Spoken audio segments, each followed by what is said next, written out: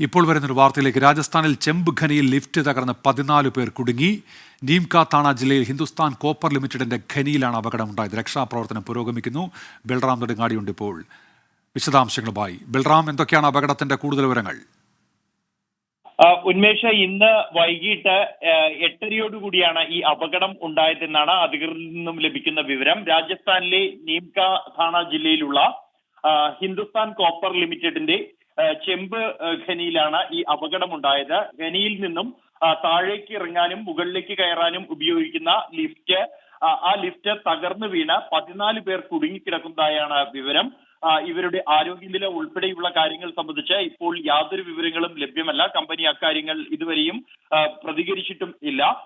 കൊൽക്കത്തയിൽ നിന്നുള്ള വിജിലൻസ് സംഘം ഉൾപ്പെടെയുള്ളവർ ഈ 14-അംഗ സംഘത്തിൽ ഉൾപ്പെട്ടിട്ടുണ്ട് എന്നാണ് ലഭിക്കുന്ന വിവരം. അവർ ഏത് സാഹചര്യത്തിലാണ് ഇവിടെ എത്തിയത് എന്നത് സംബന്ധിച്ച് കൂടുതൽ വിവരങ്ങൾ ഇതുവരെയും ലഭ്യമായിട്ടില്ല.